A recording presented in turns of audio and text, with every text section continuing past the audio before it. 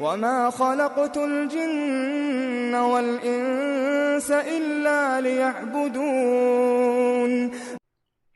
Salam alaikum wa rahmatullahi wa barakatuh. C'est pour une sœur divorcée, elle a un enfant. Elle a été demandée en mariage par un frère qui est déjà marié et a des enfants.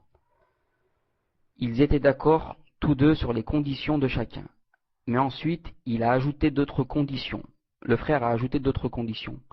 Il dit que cette sœur avec qui il veut se marier, la deuxième, devra le laisser agir à sa guise au niveau de l'équité entre sa première femme et elle. C'est-à-dire, il pourrait passer plus de temps avec sa première femme qu'avec elle. Cette sœur devrait subvenir à ses besoins ainsi que ceux de sa fille, etc. Est-ce permis? Cette sœur, elle touche le RMI. Wa alaykoum salam wa rahmatullahi wa barakatuh. En fait, quand un homme est marié avec deux femmes par exemple, si l'une de ces femmes, par exemple, lui il dit par exemple à l'une de ses deux épouses, il lui dit par exemple, est-ce que tu acceptes que je passe par exemple 5 jours chez par exemple la deuxième épouse et 2 jours chez toi. On va vivre comme ça. Il dit comme ça à la première.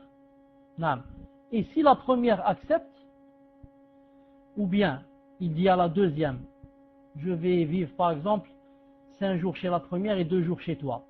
Et la deuxième accepte, c'est permis bien sûr.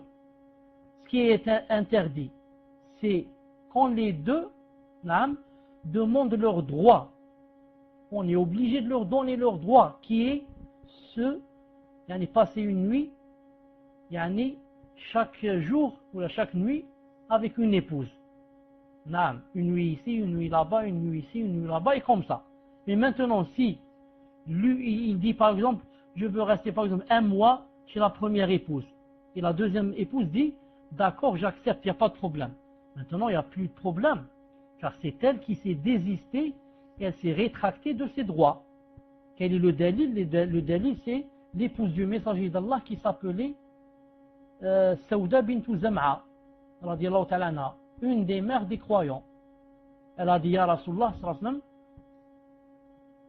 je donne ma nuit, la nuit que tu dois passer avec moi, je la donne pour Aïcha, car je sais que tu aimes beaucoup Aïcha et tu ne dors pas avec moi, ça ne fait rien, j'accepte.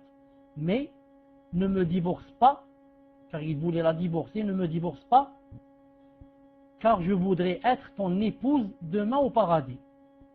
Car, s'il la divorce pas, elle sera son épouse demain au paradis. C'est pas comme il va la divorcer.